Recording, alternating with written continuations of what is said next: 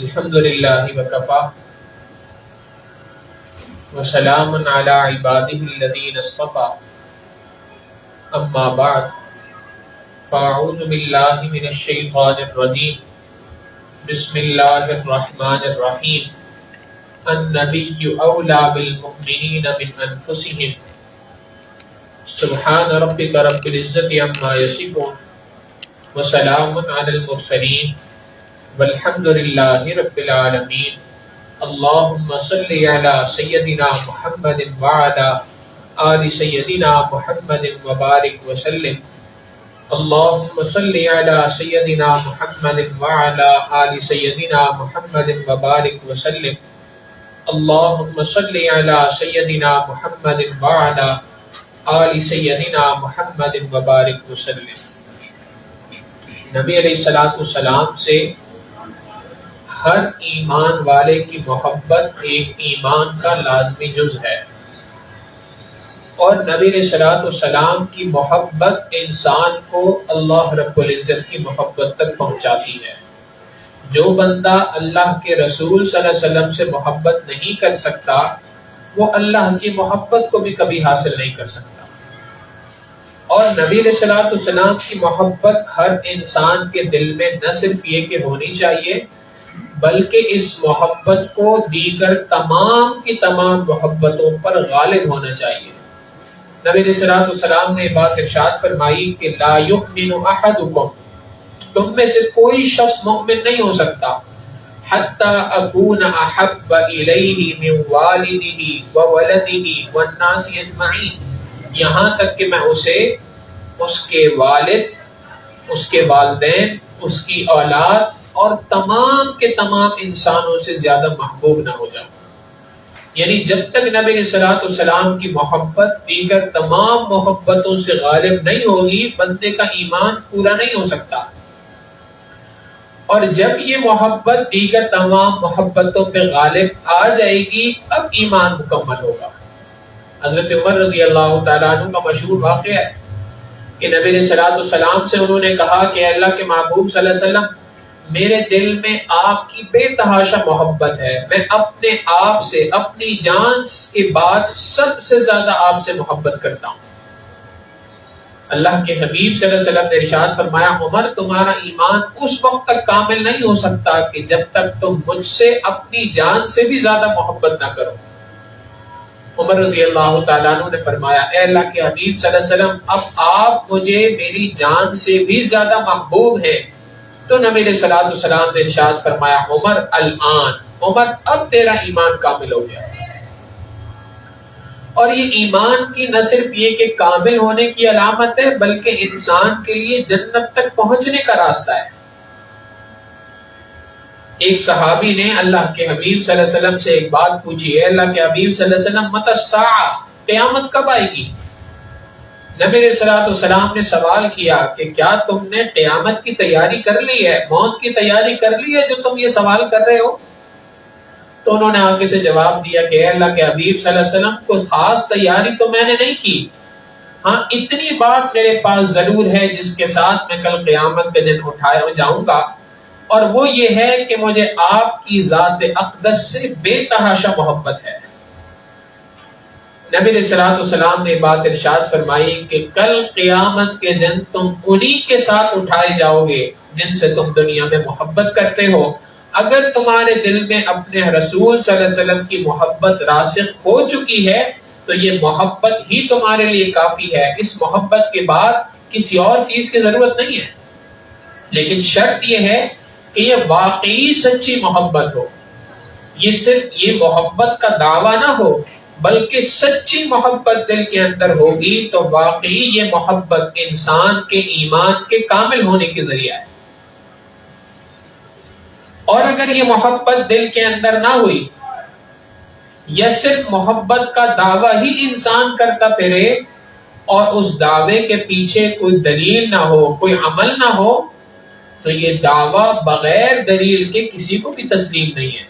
دنیا کے اندر بھی اگر کوئی دوسرے کو کہتا ہے کہ میں آپ سے محبت کرتا ہوں تو اس محبت کو پروف کرنا پڑتا ہے۔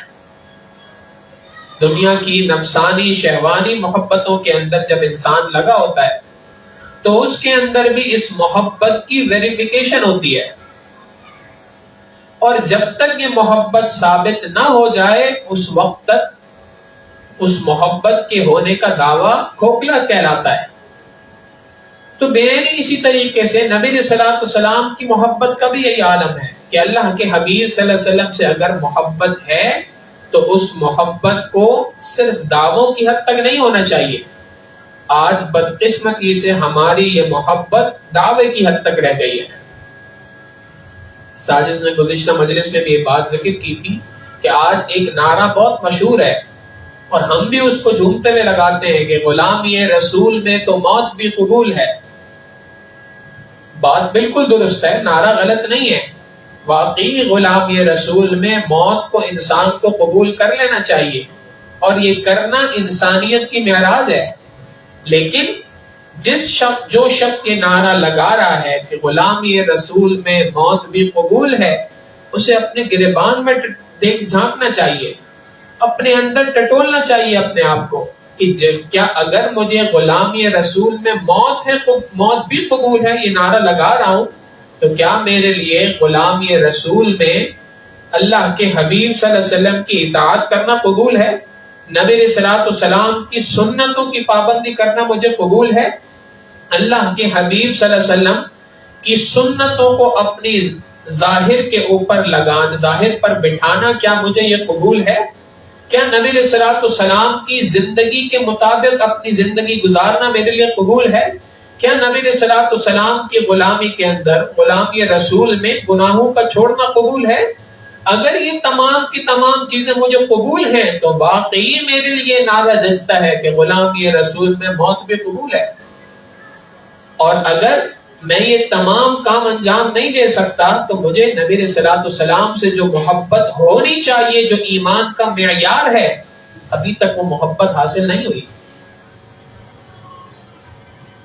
علماء نے اس محبت رسول صلی اللہ علیہ وسلم کے 2 تقاضے لکھے ہیں۔ ویسے تو بہت سارے تقاضے ہیں، لیکن اگر ان تمام تقاضوں کا خلاصہ بیان کیا جائے تو بنیادی طور پہ 2 باتیں ہیں۔ جس بندے کی زندگی میں یہ 2 باتیں ہوں گی وہ اللہ کے حبیب صلی اللہ علیہ وسلم سے محبت کرنے والا کہلائے گا، اور اگر یہ دو باتیں موجود نہیں ہیں تو اس کے سارے دعوے صرف اور صرف دعوے ہیں، ان دعووں کے پیچھے دلیل کوئی نہیں ہے۔ چنانچہ ایک بات کا تذکرہ گزشتہ مجلس میں ہوا تھا کہ نبی علیہ الصلوۃ والسلام سے محبت کا پہلا تقاضا یہ ہے کہ انسان اللہ کے حبیب صلی اللہ علیہ وسلم پر کثرت کے ساتھ درود پڑھے، اس لیے کہ جس سے بندے کو محبت ہوتی ہے دنیا میں اس کا تذکرہ کرتا ہے۔ محب اپنے محبوب کا تذکرہ ہمیشہ کرتا ہے، اس کو بھولتا نہیں ہے، بلکہ کبھی یہ کہا جائے کہ جی تمہیں میری یاد آئی تو آگے سے جواب ملتا ہے بھائی تمہیں بھولے کب ہے۔ تو محبت کے تقاضوں میں سے ایک تقاضا یہ ہے کہ انسان اللہ کے حبیب صلی اللہ علیہ وسلم پر کثرت کے ساتھ درود پڑھے۔ نبی علیہ الصلوۃ والسلام نے یہ بات ارشاد فرمائی کہ جو شخص 1 مرتبہ درود پڑھتا ہے اللہ کے فرشتے اس پر 10 رحمتیں اللہ رب العزت کی جانب سے اتارتے ہیں، 10 گناہ معاف ہو جاتے ہیں، 10 نیکیاں اس کے نام اعمال میں لکھ دی جاتی ہیں، 10 رحمتیں یعنی 10 درجات اس کے بلند کر دیے جاتے ہیں 1 مرتبہ درود پڑھنے پر۔ تو پہلا کام جو گزشتہ مجلس میں ذکر ہوا تھا وہ یہ ہے کہ نبی علیہ الصلوۃ والسلام کی اوپر کثرت سے درود پڑھنا، اور اس کی ضرورت نبی علیہ السلام کو نہیں ہے۔ ایسا نہیں ہے کہ اللہ کے حبیب صلی اللہ علیہ وسلم کو اس کی ضرورت ہے اور اس ضرورت کو پورا کرنے کے لیے ہمیں حکم دیا گیا ہے، نہیں۔ نبی علیہ الصلوۃ والسلام کو تو اللہ رب العزت نے وہ بلندی عطا فرمائی ہے، ارشاد فرمایا وَرَفَعْنَا لَكَ ذِكْرَكَ، ہم نے آپ کے تذکرے کو، آپ کو اتنا بلند کیا ہے کہ واقعی فرشتے تو فرشتے ہیں، انسان بھی اس عظمت کو دیکھتا ہے تو رشک کرتا ہے کہ جہاں کہیں دنیا کے اندر مؤذن اللہ اکبر کہہ کر اللہ رب العزت کی کبریائی بیان کرے گا، اور جب کبھی وہ کہے گا اشہد ان محمد اشہد ان لا الہ الا اللہ، اس کے ساتھ فی الفور کہے گا اشہد ان محمد رسول اللہ. تو اللہ رب العزت کے حبیب صلی اللہ علیہ وسلم کا تذکرہ یہ ہماری ضرورت ہے. نبی علیہ الصلوۃ والسلام پہ درود پڑھنا یہ ہماری ضرورت ہے. نبی علیہ الصلوۃ والسلام کی شان میں کوئی فرق نہیں آ جاتا. تو پہلا کام کہ نبی علیہ الصلوۃ والسلام پر کثرت سے درود پڑھنا، اور دوسرا کام، دوسرا محبت کا تقاضا یہ ہے کہ انسان اللہ کے حبیب صلی اللہ علیہ وسلم کی اتباع کرے، نبی علیہ الصلوۃ والسلام کی سنتوں کی پیروی کرے. ان المحب لما يحب مطیع، محبوب جس سے محبت کرتا ہے اس کا مطیع و فرما بردار ہوا کرتا ہے. اگر نبی علیہ الصلوۃ والسلام سے محبت ہے تو اس محبت کا تقاضا یہ کہ اللہ کے حبیب صلی اللہ علیہ وسلم کی سنتوں کو اپنی زندگی کے اندر لاگو کیا جائے، نبی علیہ الصلوۃ والسلام کی زندگی کو اپنایا جائے، اللہ کے حبیب صلی اللہ علیہ وسلم کی اتباع کی جائے. قرآن کریم بیان کرتا ہے کہ جو بندہ اللہ کے حبیب صلی اللہ علیہ وسلم کی پیروی کرتا ہے اس کو فائدہ کیا ہوتا ہے، ریوارڈ کیا ملتا ہے، اللہ کی جانب سے انعام کیا ملتا ہے. ارشاد فرمایا قل ان کنتم تحبون اللہ، اے میرے محبوب صلی اللہ علیہ وسلم آپ ان کو کہہ دیجئے، فرما دیجئے یہ بات، ان کنتم تحبون اللہ، اگر تم اللہ سے محبت کرنا چاہتے ہو، فاتبعونی، تو میری پیروی کرو. جب تم میری پیروی کرو گے یعنی نبی علیہ الصلوۃ والسلام کی پیروی کرو گے تو نتیجہ کیا نکلے گا، یحببکم اللہ. تمہیں اس بات کی خواہش تھی کہ ہم اللہ سے محبت کریں، ارے تم اللہ سے کیا محبت کرو گے، یحببکم اللہ، اللہ تم سے محبت کرے گا. اس لیے کہ تم نے اللہ کے حبیب صلی اللہ علیہ وسلم کی وضاحت اپنا لی، نبی علیہ الصلوۃ والسلام کی جیسی زندگی اپنا لی، نبی علیہ الصلوۃ والسلام کی سنتوں کو اپنانا شروع کر دیا، اللہ کو تم پسند آ جاؤ گے. اور یہ فطری بات ہے، دنیا کے اندر بھی ماں اپنی اولاد سے بے تحاشا محبت کرتی ہے، اور یہی وجہ ہے کہ جو اس کی اولاد کا خیال رکھتا ہے اس سے بھی محبت ہوتی ہے، جو اس کی اولاد کی طرح دکھتا ہے اس سے بھی محبت ہوتی ہے. یہ تو بالکل میرے بچے کی طرح لگتا ہے، یہ تو بالکل میرے بیٹے کی طرح لگتا ہے، اس لیے اس سے محبت ہو گئی. جو شخص بھی دنیا کے اندر نبی علیہ الصلوۃ والسلام کی وضع قطع اختیار کرے گا، اللہ کے حبیب صلی اللہ علیہ وسلم کی سنتوں کو اپنائے گا، اللہ رب العزت اس بندے سے محبت کرنے لگ جائیں گے. ہمارے مشائخ نے یہ بات فرمائی کہ اللہ کے حبیب صلی اللہ علیہ وسلم کی سنتوں کو اپنانا، نبی علیہ الصلوۃ والسلام کی سنتوں کو اپنی زندگی میں لاگو کرنا، یہ اللہ رب العزت کی محبت کو حاصل کرنے کا شارٹ کٹ ترین راستہ ہے. یہ سب سے زیادہ شارٹ کٹ ہے کہ جس کے ذریعے سے انسان اتنی جلدی اللہ رب العزت کی محبت کو حاصل کر سکتا ہے. اور واقعی ہمارے مشائخ نے یہ بات کہی ہے کہ نبی علیہ الصلوۃ والسلام کی ایک سنت کو اپنانا، اللہ کے حبیب صلی اللہ علیہ وسلم کی ایک سنت کو زندہ کرنا، یہ حقیقتاً دنیا کی دیگر تمام امور سے زیادہ بہتر چیز ہے. آج جب بندہ بیت ہوتا ہے، ذکر و مراقبہ کرتا ہے تو کئی مرتبہ شیطان اس کو دوسری جانب لگا دیا کرتا ہے.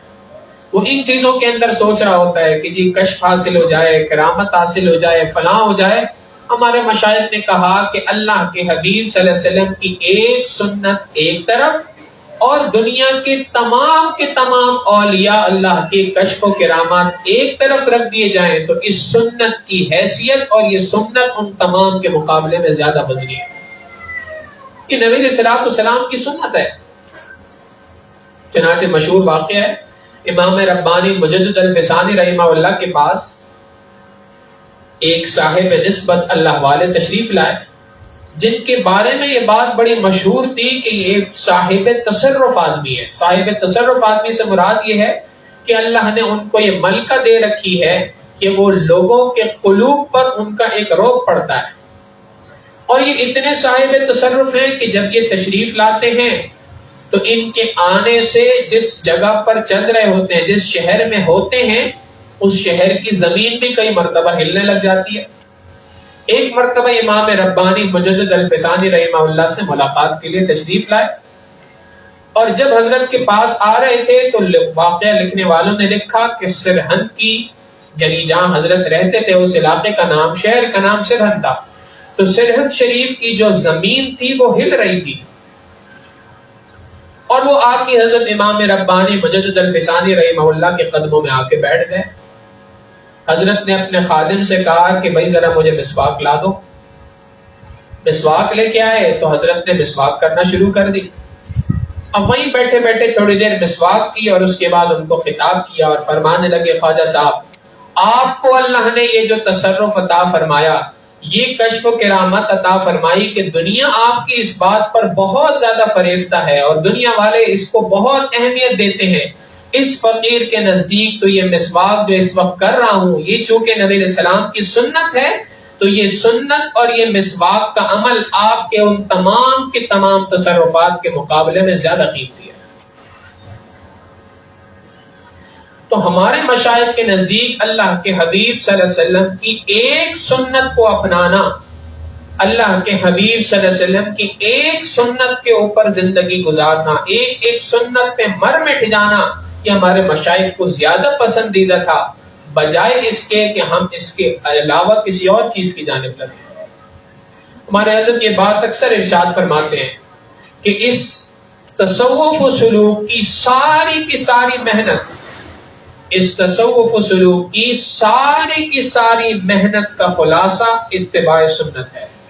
جس شخص کو ان تمام چیزوں کے مقابلے میں سنت کی اتباع مل گئی وہ کامیاب ہو گیا، اور اس کے علاوہ سارے امور مل گئے لیکن سنت کی اتباع نہ ملی تو اس کو کچھ حاصل نہ ہوا۔ تو سنت کی اتباع کرنا، یہ اللہ کے حبیب صلی اللہ علیہ وسلم کی ایک ایک سنت کو زندہ کرنا، یہ ہر مؤمن پہ لازم ہے، ہر بندے پر ضروری ہے، بالخصوص کہ وہ بندہ جو سلوک کے راستے میں قدم رکھ چکا ہو اس کے لیے یہ فرض کا درجہ رکھتا ہے کہ وہ نبی علیہ السلام کی ایک ایک سنت کو اپنائے، ایک ایک سنت کو اپنی زندگی میں لاگو کرے۔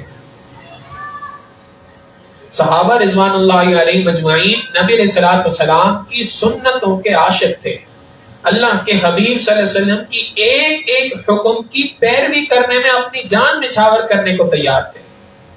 بعض واقعات تو ایسے ذکر کیے ہیں کہ بعض واقعات تو ایسے روایت کیے گئے ہیں کہ ان واقعات کو بندہ پڑھتا ہے تو حیران ہوتا ہے۔ ایک مرتبہ نبی علیہ السلام مسجد کے اندر موجود ہیں، صحابہ کا مجمع ہے، اور اللہ کے حبیب صلی اللہ علیہ وسلم نے فرمایا کہ بیٹھ جاؤ۔ اب یہ جو بات فرمائی کہ بیٹھ جاؤ، ایک صحابی رسول ہیں عبداللہ ابن مسعود رضی اللہ تعالیٰ عنہ، اور وہ ابھی اس مجلس کے اندر موجود نہ تھے، باہر سے تشریف لا رہے تھے، درمیان میں تھے، مسجد کے اندر ایک قدم تھا اور ایک قدم مسجد کے باہر تھا۔ اسی حالت میں نبی علیہ السلام کی آواز کان میں پڑی کہ بیٹھ جاؤ، وہیں پر ہی بیٹھ گئے، یعنی یہ بھی نہ کیا کہ اس پاؤں کو بھی مسجد کے اندر داخل کر دوں اور یہ بھی نہ کیا کہ اس پاؤں کو مسجد سے نکال لوں، جس حالت میں تھے کہ ایک پاؤں مسجد کے اندر ایک پاؤں مسجد کے باہر، اسی حالت میں بیٹھ گئے۔ لوگوں نے کہا کہ بھائی ایسی کون سی عجیب سی پوزیشن پہ آپ بیٹھے ہیں، یہ کیا ہوا؟ فرمانے لگے کہ اللہ کے حبیب صلی اللہ علیہ وسلم کی آواز میرے کان میں پڑی ہے، اس آواز کے کان میں پڑنے کے بعد عبداللہ کی اتنی جرت نہیں ہے کہ اس حکم کے خلاف ورزی کر سکے۔ عبداللہ ابن عمر رضی اللہ تعالیٰ عنہ کے بارے میں آتا ہے کہ ایک مرتبہ کسی قافلے کے ساتھ سفر پہ روانہ تھے، تو قافلہ چل رہا تھا، اچانک ایک جگہ پہ انہوں نے اپنے اونٹ کو رکوا دیا، رکوا کے اونٹ بٹھایا، اس پہ سے اترے اور قریب ہی ایک درخت تھا اس کے قریب چلے گئے۔ لوگ سمجھے کہ شاید قضاء حاجت کی ضرورت ہے اس لیے گئے ہیں، مگر لوگوں نے دیکھا کہ وہاں اس درخت کے قریب گئے اور وہاں پہ جا کے جیسے بندہ قضاء حاجت کے لیے بیٹھتا ہے بس ویسے ہی بیٹھے اور اٹھ کر آ گئے، قضاء حاجت نہیں کی اور آ کے اونٹ پہ بیٹھ گئے۔ تو لوگوں نے سوال کیا کہ حضرت یہ کیا معاملہ پیش آیا؟ اگر آپ کو قضاء حاجت کی ضرورت تھی تو آپ پورا کر لیتے، آپ نے وہ بھی نہیں کی، اور اگر اس کی ضرورت نہ تھی تو آپ کا اس طریقے سے بیٹھنا اور اٹھ کے آ جانا یہ سمجھ میں نہیں آیا۔ تو فرمانے لگے کہ ہاں، قضاء حاجت کی ضرورت تو ہرگز نہ تھی. میں اصل میں ایک مرتبہ اللہ کے حبیب صلی اللہ علیہ وسلم کے ساتھ یہاں پہ سفر پہ جا رہا تھا. نبی علیہ الصلوۃ والسلام نے ایک اسی جگہ پہ اپنے اونٹ کو روکا تھا, بٹھایا اونٹ کو, اونٹ پر سے اترے اور اسی درخت کے قریب تشریف لے گئے اور وہاں پہ جا کے نبی علیہ الصلوۃ والسلام نے قضاء حاجت فرمائی اور اس کے بعد واپس آئے اور آ کر اپنے اونٹ پر بیٹھے اور آگے سفر شروع کیا. اب جب میں یہاں سے گزرا تو اگرچہ مجھے قضاء حاجت کی ضرورت تو نہیں تھی, حاجت تو کوئی نہ تھی مجھے, لیکن نبی علیہ الصلوۃ والسلام کی سنت یاد آ گئی کہ اللہ کے حبیب صلی اللہ علیہ وسلم یہاں پر اترے تھے اور یہاں پہ تھوڑی دیر بیٹھے تھے. میں نے کہا کہ یہ عبداللہ کی خوش قسمتی ہے کہ وہیں سے گزر رہا ہے, تو کیوں نہ نبی علیہ الصلوۃ والسلام کی سنت پہ عمل کر لیا جائے. تو صحابہ رضوان اللہ علیہم اجمعین نبی علیہ الصلوۃ والسلام کی زندگی کے چھوٹے چھوٹے سے معاملے کو نہ صرف یہ کہ یاد رکھتے تھے بلکہ اس چھوٹی چھوٹی سنتوں کے اوپر بھی عمل کیا کرتے تھے. اور یہی حال ہمارے مشائخ علماء دیوبند کا بھی تھا. اکابر علماء دیوبند میں سے جس کسی کی مثال دیکھی جائے تو ان کا حال ایسی ہے. حضرت مولانا قاسم نانوتوی رحمہ اللہ کے بارے میں آتا ہے کہ ایک مرتبہ انگریزوں نے یہ فتویٰ دے دیا کہ یہ قاسم نانوتوی کو گرفتار کر لیا جائے. 1857 کی جنگ آزادی تھی جس میں حضرت نے بڑھ چڑھ کے حصہ لیا تھا, جس کی وجہ سے یہ فیصلہ آ گیا کہ قاسم نانوتوی کو گرفتار کر لیا جائے. لوگوں نے حضرت سے کہا کہ حضرت اب آپ رپوش ہو جائیں کچھ عرصے کے لیے, کچھ وقت کے لیے. حضرت نے قبول کر لیا اور کچھ وقت کے لیے رپوش ہو گئے. اب لوگ سمجھ رہے تھے کہ نہیں بڑا وقت گزرے گا, کم از کم معاملات سیٹل ہو جائیں تو پھر حضرت کو باہر آنے کا کہیں گے. مگر لوگ یہ دیکھ کے حیران ہو گئے کہ تیسرے دن حضرت قاسم نانوتوی رحمہ اللہ باہر گھوم رہے اور اپنے تمام کے تمام معمولات ویسے ہی انجام دے رہے ہیں جیسے پہلے دیا کرتے تھے. لوگوں نے آ کے کہا کہ حضرت پولیس آپ کو ڈھونڈ رہی ہے, آپ کی گرفتاری کے وارنٹ جاری ہو چکے ہیں, آپ کو تو رپوشی کی زندگی اختیار کرنی تھی کچھ عرصے کے لیے. فرمانے لگے کہ میں نے نبی علیہ الصلوۃ والسلام کی پوری سیرت کا مطالعہ کیا, نظر دوڑائی, اور ساری زندگی کے اندر اللہ کے حبیب صلی اللہ علیہ وسلم کے غار ثور کے اندر 3 دن کی رپوشی کے علاوہ کوئی دوسری سنت نظر نہیں آتی. نبی علیہ الصلوۃ والسلام صرف 3 دن غار ثور میں رپوش ہوئے تھے, قاسم نانوتوی بھی 3 دن سے زیادہ نہیں ٹھہر سکتا. ایک ایک سنت پر اس طریقے سے عمل تھا ان حضرات کا. حضرت مفتی رشید احمد گنگوہی رحمہ اللہ کے بارے میں آتا ہے کہ آخری عمر تھی اور اس آخری عمر میں بینائی کچھ جا چکی تھی. اب جب بینائی جا چکی تھی اس کے باوجود حضرت بڑی پابندی سے سرما لگایا کرتے تھے. ایک شخص نے آ کے حضرت گنگوہی رحمہ اللہ کو فرمایا کہ حضرت آپ یہ سرما ساری زندگی لگاتے رہے تو سرما لگانے سے بینائی نہیں آتی, یا آپ کو کسی نے غلط گائیڈ کیا ہے.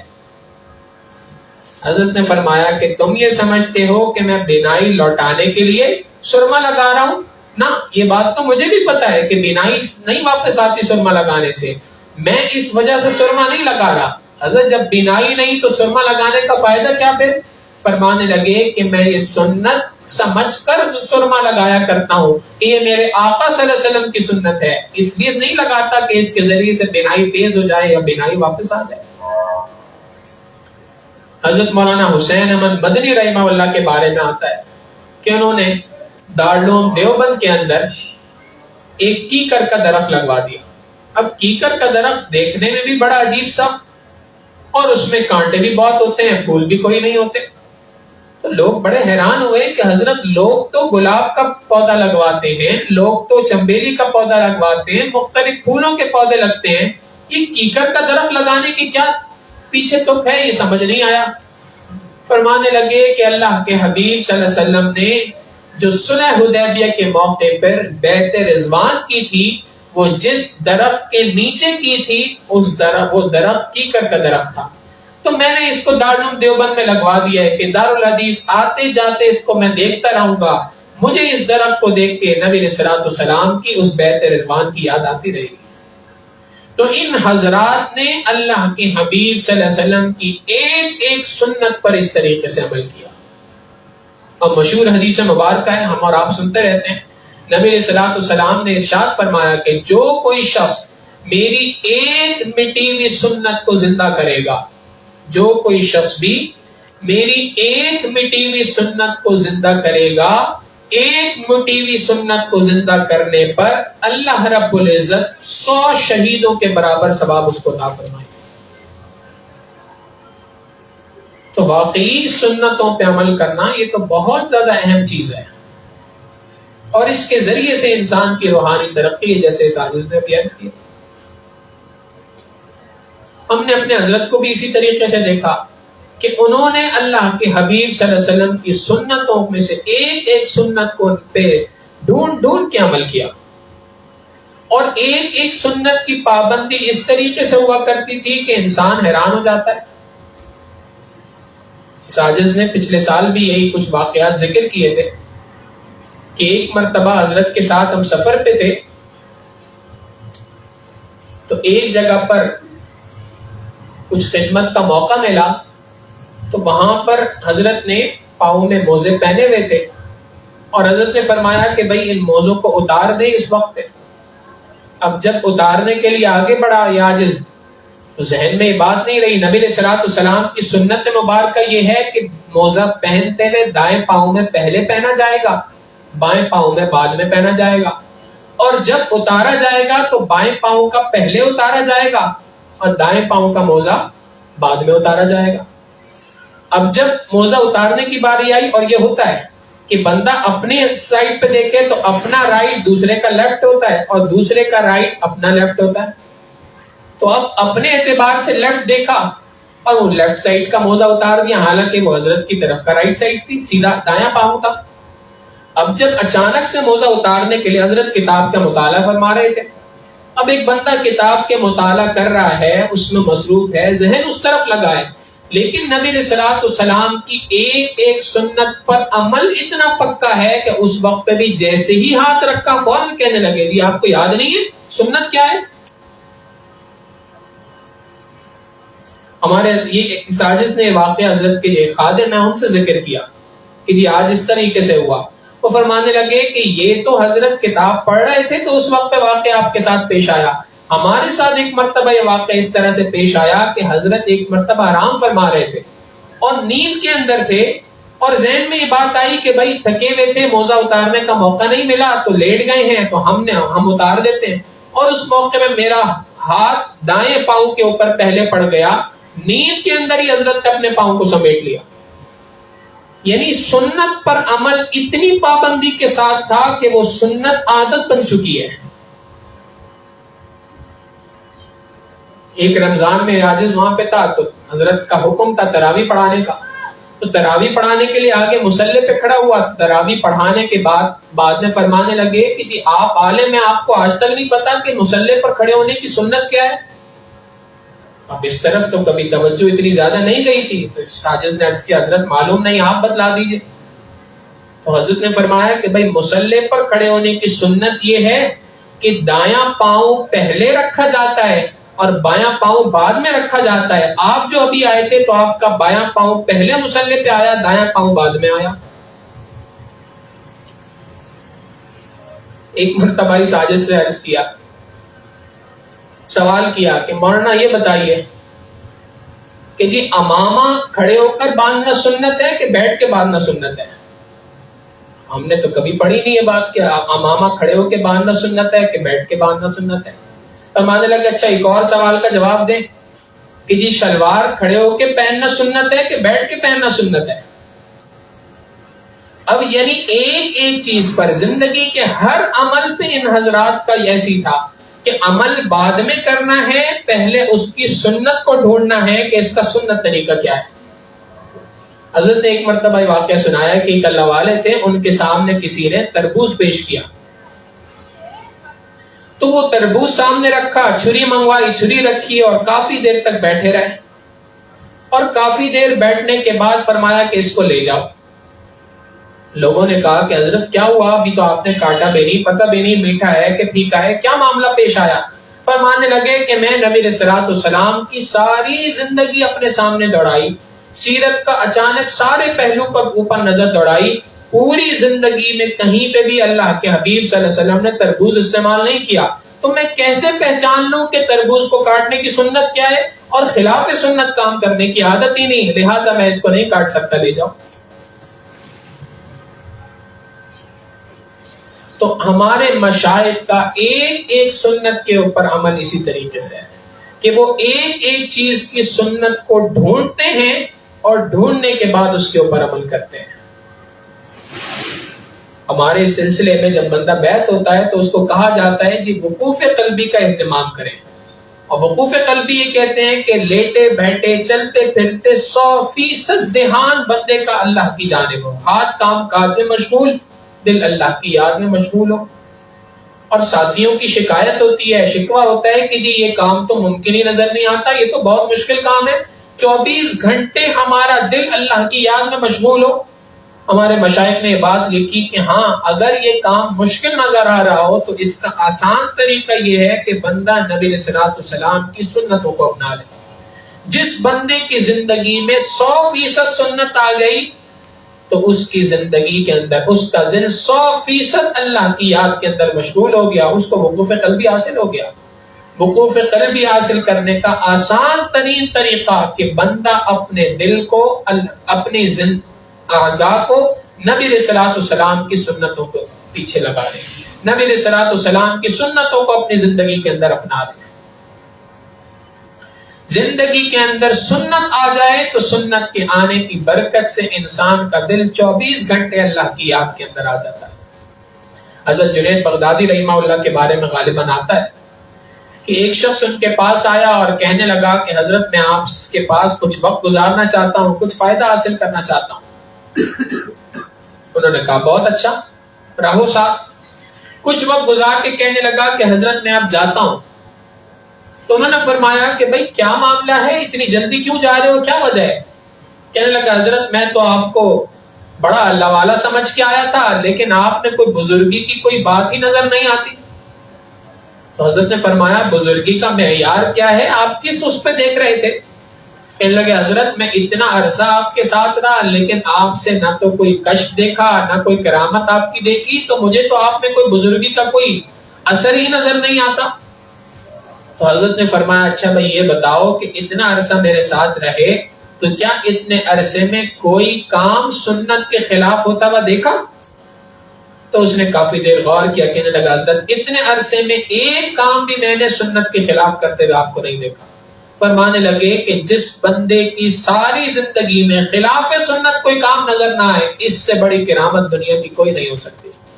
یہ سب سے بڑی کرامت ہے، یہ سب سے بڑی بزرگی ہے کہ بندے کا 24 گھنٹے 100% وقت جو ہے وہ اللہ کے حبیب صلی اللہ علیہ وسلم کی سنت کے مطابق ہو۔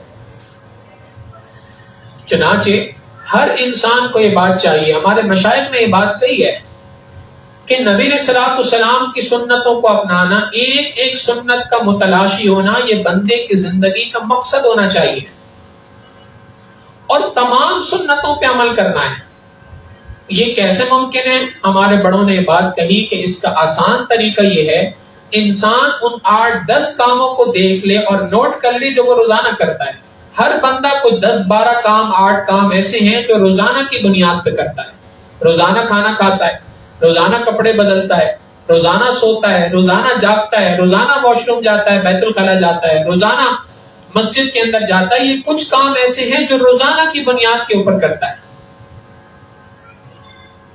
تو یہ جو 8-10-15 کام ہیں جو روزانہ کی بنیاد پہ کرتا ہے، ان کو ترتیب دے لے، ایک ایک کر کے ان کو سنت کے مطابق کر لے۔ مثال کے طور پر پہلی سنت اپنا لے کہ جی آج سے میں نے سنت کے مطابق سونا ہے۔ اب جب سنت کے مطابق سونا ہے یہ فیصلہ کر لے، تو اب اس کے بعد سنتوں کو ڈھونڈ لے کہ سونے کی سنتیں ہیں کیا کیا، اور ایک ہفتہ اپنی زندگی میں معمول بنا لے کہ میں نے سونا سنت کے مطابق ہے۔ اب ایک ہفتے میں بندے کو عادت ہو جائے گی، سنتیں اپنانا آسان ہو جائیں گی۔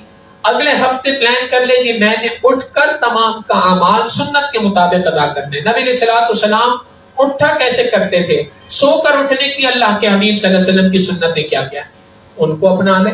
پھر اگلے ہفتے ایک اور عمل کو کر لے، تو 10-12-14 ہفتے کے اندر کوئی اتنا وقت لگے گا کہ جس کے اندر بندہ اللہ کے حبیب صلی اللہ علیہ وسلم کی اکثر سنتوں کے اوپر عمل کرنے والا بن جائے گا۔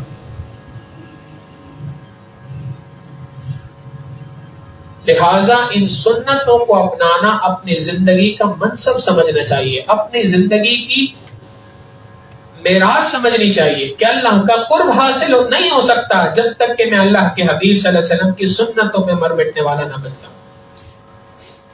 ہمارے مشائخ نے یہ بات فرمائی کہ جو شخص نبی علیہ الصلوۃ والسلام کی سنتوں کے مطابق زندگی گزارنا چاہتا ہو تو نبی علیہ الصلوۃ والسلام کی چند بنیادی سنتیں ایسی ہیں کہ جس کو پہلے ابتدا میں اپنانا چاہیے، جن سنتوں پہ عمل کرنے سے دیگر تمام سنتوں پہ عمل کرنا انسان کے لیے آسان ہو جایا کرتا ہے۔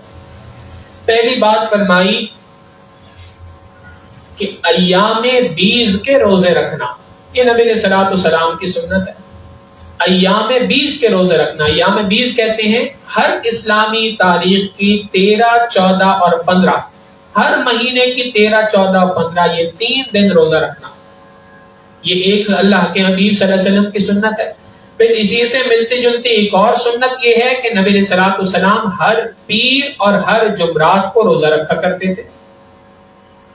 تو یہ ہر پیر اور جمعرات کا روزہ رکھنا اور ہر مہینے کی 13، 14 اور 15 کو روزہ رکھنا، یہ نبی علیہ الصلوۃ والسلام کی سنت مبارکہ ہے، اللہ کے حبیب صلی اللہ علیہ وسلم کی سنت ہے۔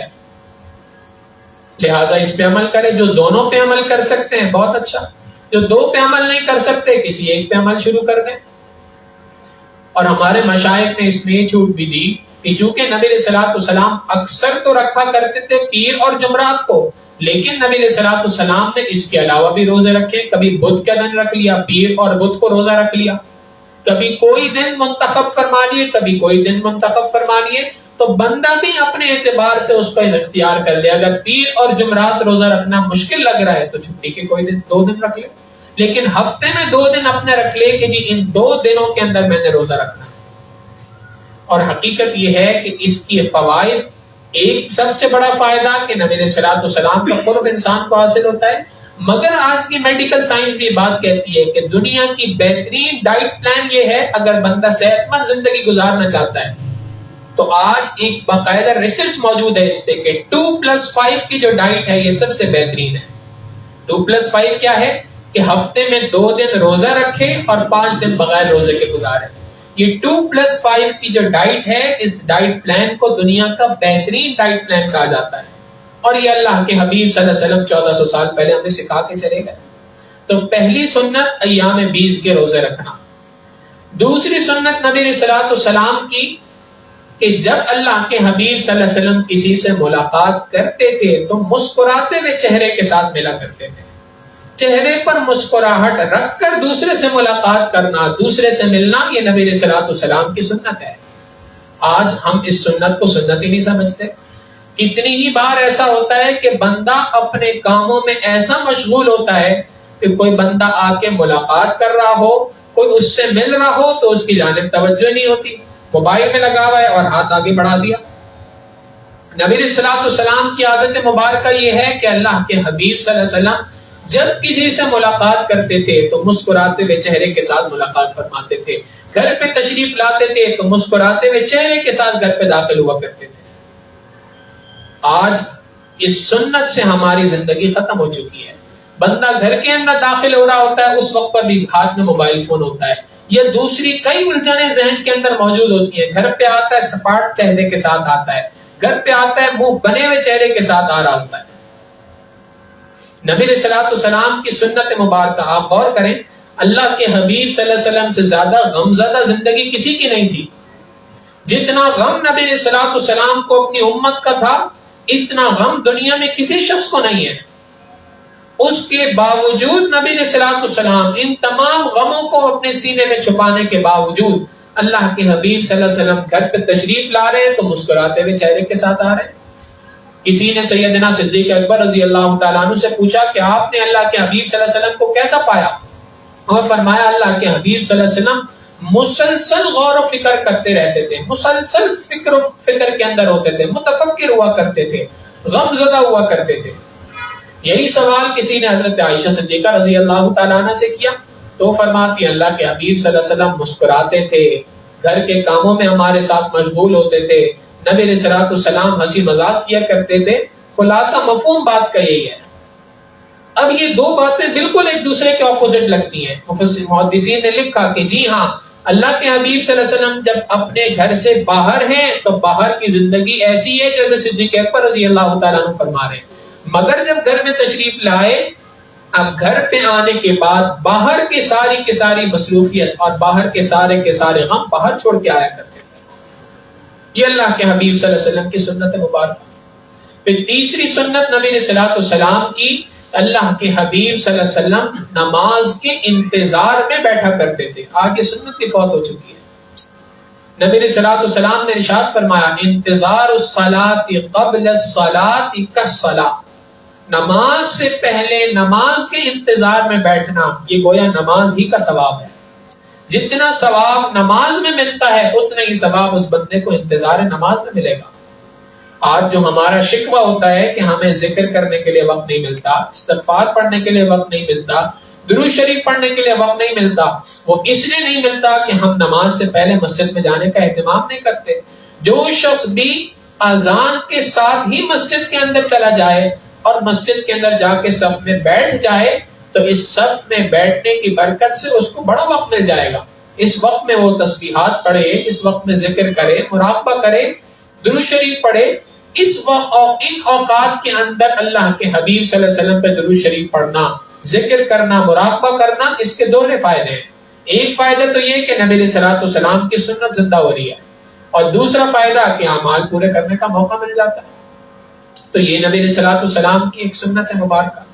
چوتھی نبی علیہ الصلوۃ والسلام کی سنت، اللہ کے حبیب صلی اللہ علیہ وسلم دوسروں کو معاف کیا کرتے تھے۔ نبی علیہ الصلوۃ والسلام سے جو کوئی شخص بھی زیادتی کرتا تھا اللہ کے حبیب صلی اللہ علیہ وسلم فی الفور معاف فرما دیا کرتے تھے، معاف کرنے میں دیر نہیں کیا کرتے تھے۔ یہ نبی علیہ الصلوۃ والسلام کی ایک عظیم الشان سنت ہے کہ جو سنت آج ہمارے اندر سے فوت ہو چکی ہے۔ نبی علیہ الصلوۃ والسلام نے ارشاد فرمایا جو کوئی شخص بھی لوگوں کو جلدی معاف کر دیتا ہے اللہ رب العزت بھی کل قیامت کے دن اس بندے کو جلدی معاف فرما دے گا۔ یہ میرے بندوں کو معاف کر دیا کرتا تھا، لہٰذا میں بھی اس کو معاف کرتا ہوں۔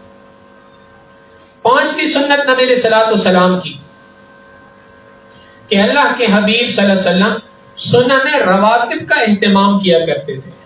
سنن رواتب کہتے ہیں کہ جو 5 وقت کی نمازیں ہیں، ان نمازوں کے ساتھ کچھ سنتیں ہیں۔ بعض سنتیں سنت مؤکدہ کہلاتی ہیں، بعض سنتیں سنت غیر مؤکدہ کہلاتی ہیں۔ مثال کے طور پہ فجر کے ساتھ 2 سنتیں یہ سنت مؤکدہ ہے۔ ظہر کی شروع کی 4 سنتیں سنت مؤکدہ ہیں۔ ظہر کے فرض کے بعد 2 سنتیں یہ سنت مؤکدہ ہیں۔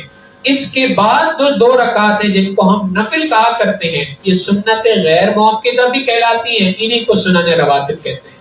یعنی فجر کی نماز 4 رکعت مکمل کرنا، ظہر کی 12 رکعت مکمل کرنا، عصر کی 8 رکعتیں پوری کرنا، مغرب کی پوری رکعت کرنا، عشاء کی پوری 17 رکعتیں کرنا، تمام کی تمام نمازوں کو مکمل پڑھنا یہ نبی علیہ الصلوۃ والسلام کی سنت مبارکہ ہے۔ اب ایک بندہ کہیں ڈیوٹی پہ ہے، کام پر ہے، تو اگر وہاں پہ اس کو موقع نہیں ملتا تو چلو سمجھ میں آتا ہے، لیکن جب ویکینڈ ہے، جب مصروفیت ختم ہے، جب چھٹی کا دن ہے تو اس دن تو بندے کو پورے کرنے چاہیے۔ اس دن کم از کم اپنی زندگی کے چند دن تو ہفتے میں ایسے ہونے چاہیے، 1 دن 2 دن تو بندے کی زندگی کے ایسے ہونی چاہیے کہ جس کے اندر وہ سنن رواتب کا اہتمام کرے۔ تو یہ کچھ مشہور اللہ کے حبیب صلی اللہ علیہ وسلم کی سنتیں۔ ہمارے مشائخ نے کہا کہ جو ان سنتوں کو اپنائے گا، ان سنتوں کو اپنانے کی برکت سے اللہ رب العزت دیگر تمام سنتوں پہ عمل کرنا اس کے لیے آسان فرما دیں گے۔ اللہ رب العزت سے دعا ہے کہ پروردگار عالم ہمیں نبی علیہ الصلوۃ والسلام کی سچی محبت عطا فرمائے اور اللہ کے حبیب صلی اللہ علیہ وسلم کی سنتوں کے مطابق زندگی گزارنے کی توفیق عطا فرمائے۔ وآخر دعوانا ان الحمد للہ رب العالمین۔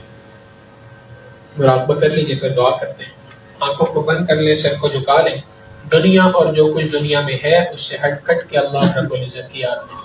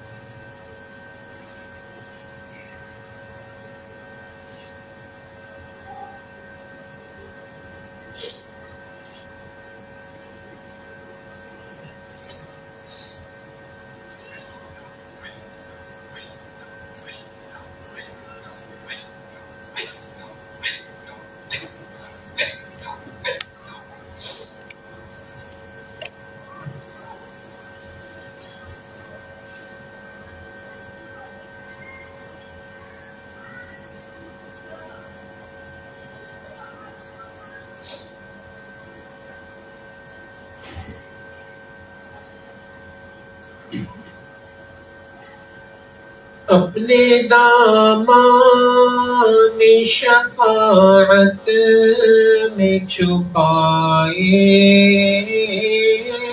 رکھنا، اپنے دامان شفاعت میں چھپائے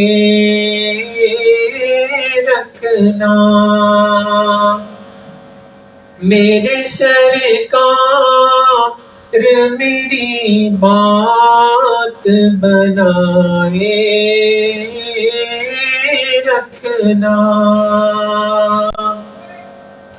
اپنے دامان شفاعت میں چھپائے رکھنا، آپ کی یاد ستاتی ہے تو رو لیتے ہیں، آپ کی یاد ستاتی ہے تو رو لیتے ہیں، اپنی یادوں کہ ہمیں روگ لگائے رکھنا، میرے سرکار میری بات بنائے رکھنا، ذرہ خاک کو خورشید بنانے والے، ذرہ خاک کو خورشید بنانے والے، خاک ہوں میں مجھے قدموں سے لگائے رکھنا، خاک ہوں میں مجھے قدموں سے لگائے رکھنا، میرے سرکار میری بات بنائے رکھنا، میں نے مانا کہ گنہگار ہوں پر آپ کا ہوں، میں نے مانا کہ گنہگار ہوں پر آپ کا ہوں، اس گنہگار سے سرکار نبھائے رکھنا، اس گنہگار سے سرکار نبھائے رکھنا، اپنے دامان شفاعت میں چھپائے رکھنا، میرے سرکار میری بات بنائے رکھنا۔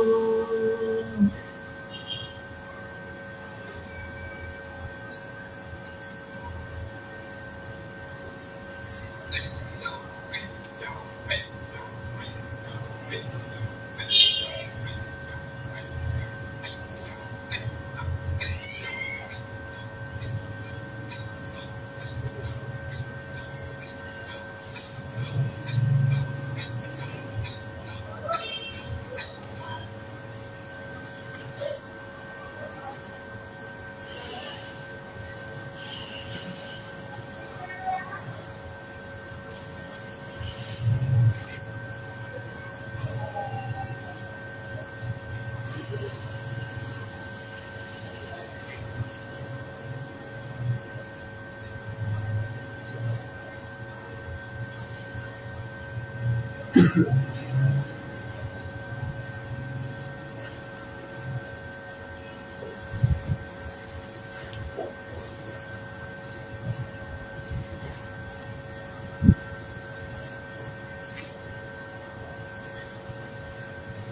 الہ الا اللہ محمد رسول اللہ. دعا کر لیجیے.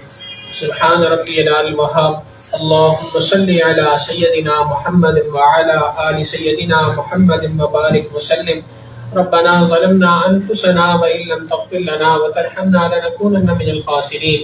کریم آقا، ہم آپ کے گناہ گار سیاہ کار بندے ہیں. اللہ ہمارے گناہوں کو معاف فرما، ہماری خطاؤں سے درگزر فرما، ہمارے عیبوں کی پردہ پوشی فرما. اللہ ہماری نگاہوں کو پاک فرما، ہمارے دلوں کو صاف فرما، ہمارے سینوں کو اپنے محبت سے لبریز فرما. اپنے عشق کی آتش ہمارے سینوں میں پیدا فرما، ہمارے انگ انگ سے اپنے ذکر کو جاری فرما، روئے روئے سے اپنے ذکر کو جاری فرما، ہڈی ہڈی بوٹی بوٹی میں اپنی یاد پیدا فرما. کریم آقا، ہماری جسمانی بیماریوں کو دور فرما، ہماری روحانی بیماریوں کو دور فرما. کریم آقا، ہم پر اپنا کرم فرما، ہم پر اپنا فضل فرما، ہم پر اپنی مہربانی فرما. اے کریم آقا، ہمیں گناہوں سے پاک صاف زندگی گزارنے کی توفیق عطا فرما، معصیت کی ذلت سے محفوظ فرما کر طاعات کی عزت و بری زندگی گزارنے کی توفیق عطا فرما. اے کریم آقا، نبی علیہ الصلوۃ والسلام کی ایک ایک سنت پہ مر مٹنے کی توفیق عطا فرما، اپنے حبیب صلی اللہ علیہ وسلم کی ایک ایک سنت کو اپنانے کی توفیق عطا فرما. اے اللہ اپنے حبیب صلی اللہ علیہ وسلم کی ایک ایک سنت کو زندہ کرنے کی ہمیں توفیق عطا فرما. میرے مالک، ہماری بدعات سے جان چھڑا دیجئے، بدعات کو ختم کر کے سنت کو زندہ کرنے والا ہمیں بنا دیجئے. کریم آقا، ہمارے ساتھ رحمتوں کا معاملہ فرما، کرم کا معاملہ فرما، فضل کا معاملہ فرما. ہم میں جو بیمار ہیں انہیں شفائے کلی نصیب فرما، جو مقروض ہیں ان کے قرضوں کی ادائیگی کی غیب سے سبیل پیدا فرما. اے اللہ، اے کریم آقا، اے اللہ، جو لوگ بھی بے روزگار ہیں ان کو حلال طیب روزگار عطا فرما، جو برسر روزگار ہیں ان کے روزگار میں ترقی اور برکت عطا فرما.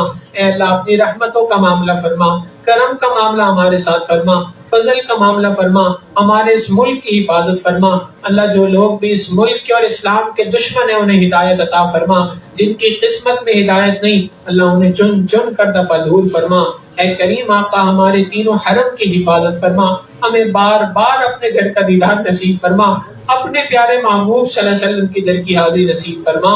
ربنا تقبل منا انك انت السميع العليم وتب علينا انك انت التواب الرحيم. وصلى الله تعالى على حبيبه سيدنا محمد وآله واصحابه اجمعين برحمتك.